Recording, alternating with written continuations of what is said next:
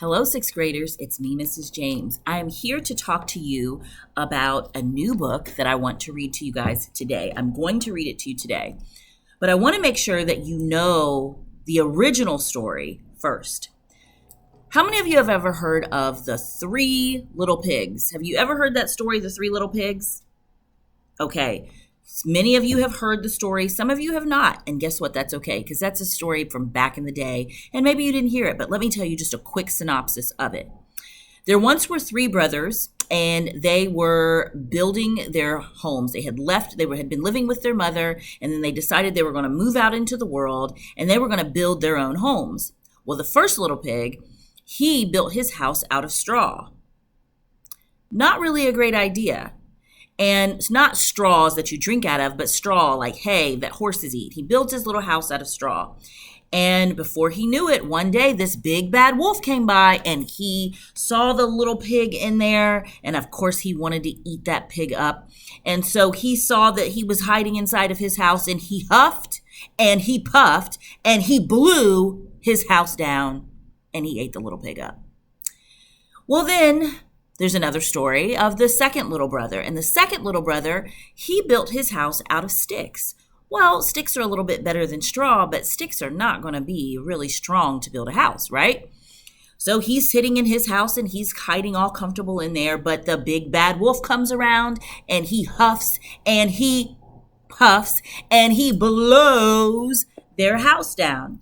So he has now blown down a house of straw, he's huffed and puffed and blown down a house of sticks, and he's gobbled up two little pigs. Oh no.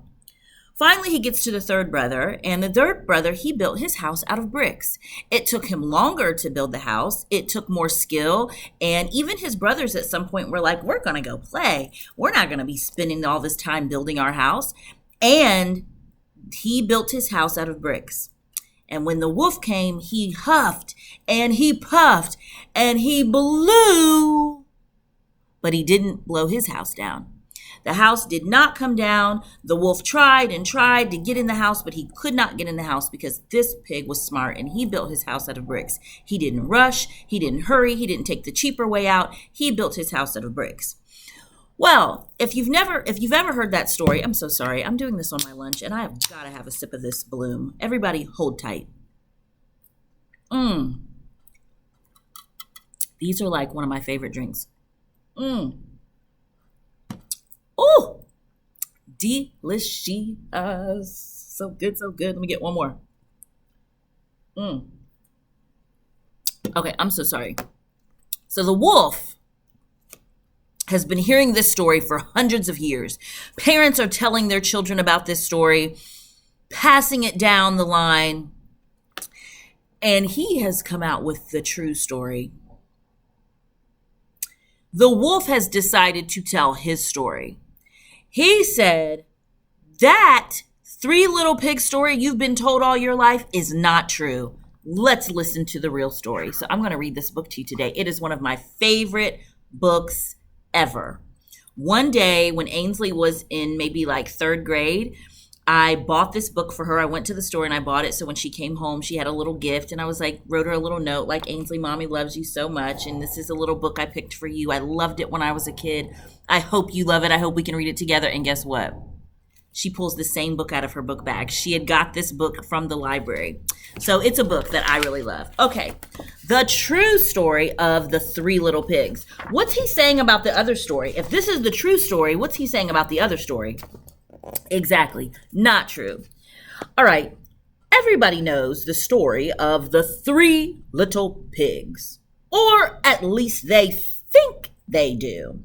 But I'll let you in on a little secret.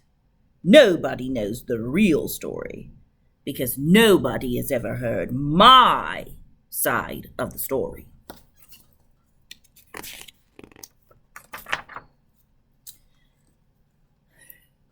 I am the wolf, Alexander T. Wolf. You can call me Al. I don't know how this whole big bad wolf thing got started, but I know it's all wrong. Maybe it's because of our diet. Hey, It's not my fault wolves eat cute little animals like bunnies and sheep and pigs. That's just the way we are. If cheeseburgers were cute, folks would probably think you were big and bad too. But, like I was saying, the whole big bad wolf thing is all wrong. The real story is about a sneeze and a cup of sugar. This is the real story. Way back in Once Upon a Time, I was making a birthday cake for my dear old granny. I had a terrible sneezing cold. I ran out of sugar. So I walked down the street to ask my neighbor for a cup of sugar. Now, this neighbor was a pig, and he wasn't too bright either. He had built his whole house out of straw. Can you believe it? I mean, who in his right mind would build a house out of straw? So, of course, the minute I knocked on the door, it fell right in. I didn't want to just walk into someone else's house, so I called, little pig, are you in? No answer. I was just about to go home without the cup of sugar for my dear old granny's birthday cake. That's when my nose started to itch. I felt a sneeze coming on. Well, I huffed and I snuffed and I sneezed a great sneeze.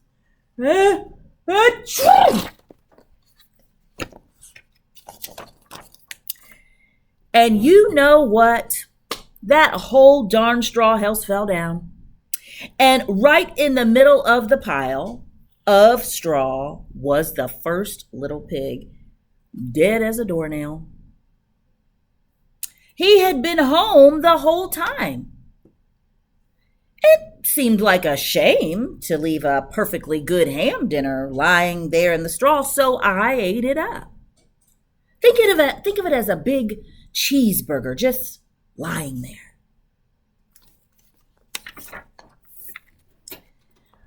I was feeling a little better, but I still didn't have my cup of sugar. So I went to the next door neighbor's house. This neighbor was the first little pig's brother. He was much smarter, but not so much. He had built his house out of sticks. I rang the bell on the stick house. Nobody answered. I called, Mr. Pig, are you in? He yelled back, go away, wolf. You can't come in. I'm shaving the hairs on my chinny chin chin.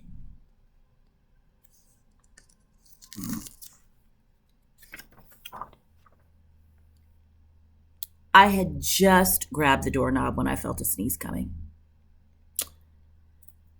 I huffed and I snuffed and I tried to cover my mouth, but I sneezed a great sneeze. And you're not going to believe it, but this guy's house fell down just like his brother's. When the dust cleared, there was the second little pig, dead as a doornail. Wolf's honor. Now, you know good food will spoil if you just leave it out in the open. So I did the only thing there was to do. I had dinner again. Think of it as a second helping. I was getting awfully full, but my cold was feeling a little better, and I still didn't have that cup of sugar for my dear old granny's birthday cake. So I went to the next house. This guy was the first and second little pig's brother. He must have been the brains of the family. He had built his house out of bricks. I knocked on the brick house. No answer. I called, Mr. Pig, Mr. Pig, are you in? And do you know what that rude little porker answered? Get out of here, wolf! Don't bother me again.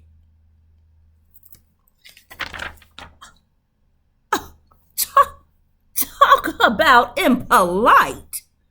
He probably had a whole sack full of sugar, and he wouldn't give me even a little cup for my dear, sweet old granny's birthday cake. What a pig! I was just about to go home and maybe make a nice birthday card instead of a cake when I felt my cold coming on. I huffed and I puffed and I sneezed once again.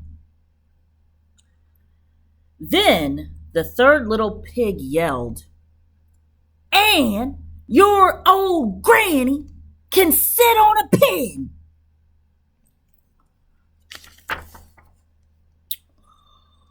Now, I'm usually a calm fella, but when somebody talks about my granny like that, I go a little crazy.